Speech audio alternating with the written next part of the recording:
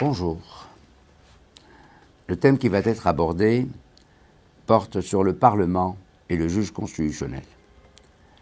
Le Conseil constitutionnel joue un rôle considérable dans l'équilibre des institutions. Il a affirmé d'emblée sa compétence pour contrôler la régularité de la procédure parlementaire. De ces décisions, il ressort une jurisprudence nécessairement complexe qui régit les conditions d'exercice du droit d'amendement, le détournement du débat parlementaire et la compétence du législateur. La jurisprudence constitutionnelle s'est encore renforcée avec la mise en place, sur le fondement de la loi constitutionnelle du 23 juillet 2008, des nouveaux outils de la procédure parlementaire. La présente contribution a pour objet de présenter l'état de la jurisprudence constitutionnelle en la matière. Elle fait ressortir la volonté du Conseil constitutionnel de se rapprocher, au cours de la période récente, des règles classiques du parlementarisme. En même temps, cette jurisprudence révèle une intensification de son contrôle, cette tendance résultant peut-être de l'impossibilité pour lui d'être saisi des questions de procédure dans le cadre du contrôle a posteriori, désormais consacré par l'article 61 de la Constitution. Le contrôle de la régularité des procédures parlementaires a été très tôt manifesté par le Conseil constitutionnel. Dès le 15 janvier 1960, il assure que les règles de procédure prévues par l'article 46 de la Constitution ont bien été respectées pour l'adoption de la loi organique portant promulgation des Français musulmans dans la magistrature. C'est l'arrêt décision du 15 janvier 1960. 15 ans plus tard, dans sa décision du 23 juillet 1975, statuant de nouveau sur une question de recevabilité financière, le Conseil considère qu'il lui appartient, lorsqu'il est saisi en application de l'article 61 de la Constitution, d'une loi votée par le Parlement et en instance de promulgation, non seulement de se prononcer sur la conformité des dispositions de cette loi à la Constitution, mais encore d'examiner si elle a été adoptée dans le respect des règles de valeur constitutionnelle relatives à la procédure législative. Tout au long des années 1970, le Conseil abordera ainsi des questions de procédure, droit d'amendement, 23 juillet 1975, fonctionnement des commissions mixtes paritaires, 28 décembre 1976. Il établit un lien entre un amendement et le texte auquel il se rapporte. Par sa décision du 24 décembre 1979, le Conseil déclare, contraire à la Constitution, l'ensemble de la loi de finances pour 1980, reprochant à l'Assemblée nationale de n'avoir pas respecté les obligations résultant de l'ordonnance du 2 janvier 1959 portant loi organique relative aux lois de finances, en commençant à discuter la seconde partie, alors que l'article évaluant les recettes et fixant les plafonds des charges n'avait pas été adopté. Au début des années 1980, le Conseil s'engage dans un contrôle plus étroit du droit d'amendement, récusant la théorie dite de l'entonnoir, dégagée par une pratique parlementaire et figurant dans les règlements des assemblées. La théorie de l'entonnoir signifie qu'au cours de la navette, le débat ne doit plus porter que sur les dispositions sur lesquelles un accord n'est pas déjà intervenu. C'est ainsi qu'il a jugé que le droit d'amendement du gouvernement n'est soumis à aucune restriction, ni en deuxième lecture, décision du 22 juillet 1980, ni même après la commission mixte paritaire, décision du 31 décembre 1981. Il considère que les adjonctions ou les modifications apportées à un texte en discussion ne doivent pas dépasser par leur objet et leur portée les limites inhérentes au droit d'amendement. Mais cette jurisprudence a été remise en cause. Disons qu'à partir de 1998, une place déterminante dans les décisions du Conseil constitutionnel va progressivement faire application des règles plus proches de la pratique et du droit parlementaire. L'entrée en vigueur des règles de la procédure parlementaire issues de la loi constitutionnelle du 23 juillet 2008 pose les principes suivants. Engagement de l'examen de la plupart des textes en séance sur la base des conclusions des commissions. Ordre du jour davantage partagé entre Parlement et gouvernement. Régulation du droit d'amendement par les règlements des assemblées dans le cadre déterminé par une loi organique. Offre aux requérants des motifs de saisine renouvelés. La mise en place de la question prioritaire de constitutionnalité semble inciter le Conseil à renforcer, par le contrôle a priori, son emprise sur la procédure parlementaire.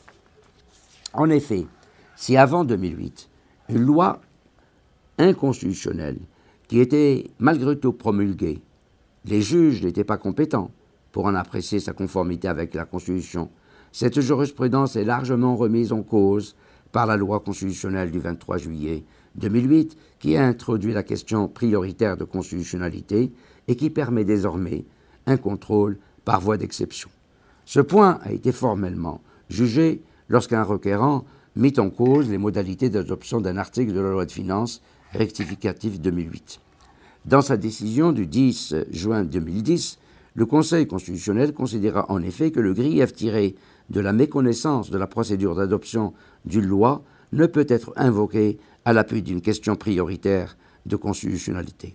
Contre-faux, le Conseil constitutionnel continue à juger que les règlements des assemblées n'ont pas pour eux-mêmes valeur constitutionnelle et que leur méconnaissance ne saurait avoir pour effet à elle seule de rendre une procédure législative contraire à la Constitution. Il demeure que, au cours des dernières années, il s'est efforcé de se rapprocher des règles classiques du droit parlementaire. On peut penser dès lors qu'il ne devrait pas s'en affranchir de nouveau.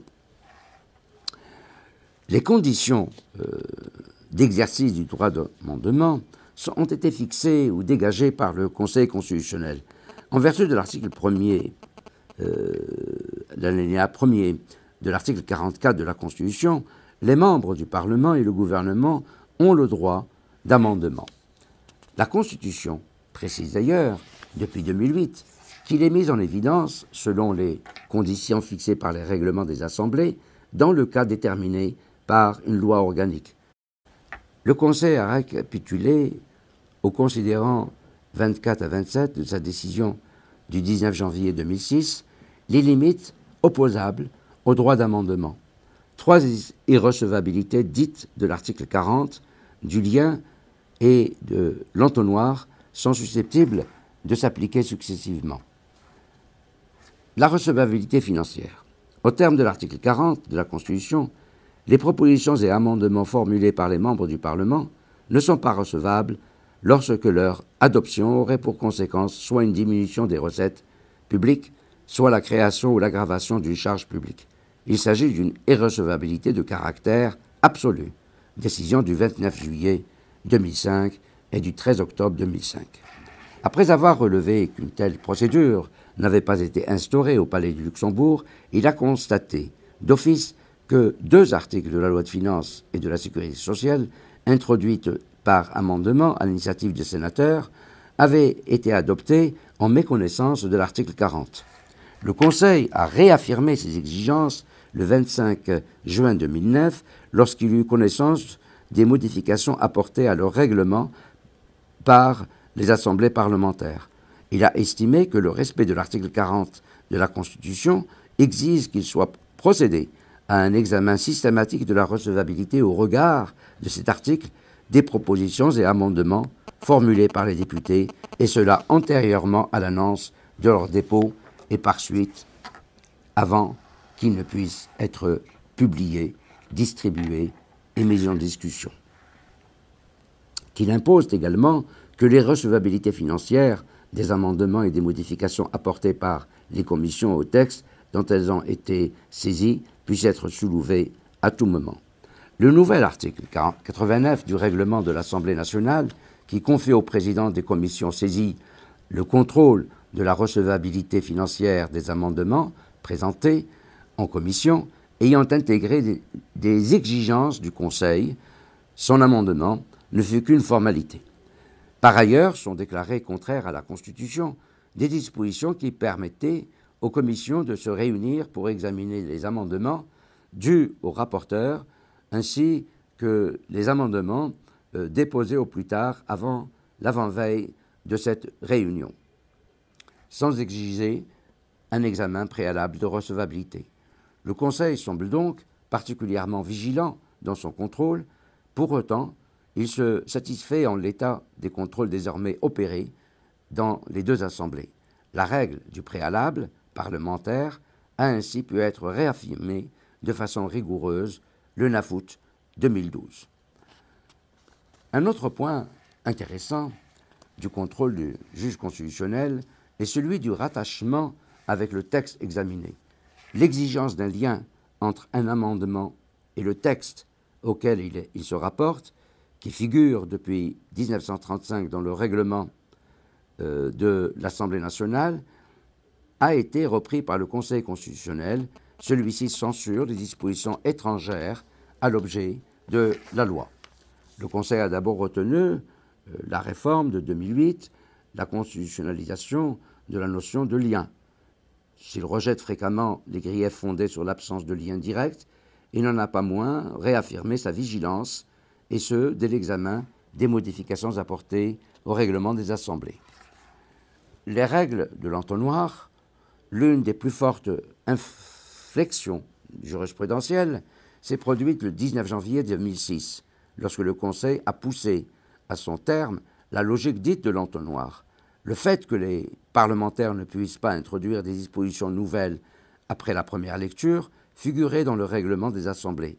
Mais malgré ces dispositions, déclarées conformes à la Constitution, le Conseil avait admis cette pratique et à tous les stades de la procédure.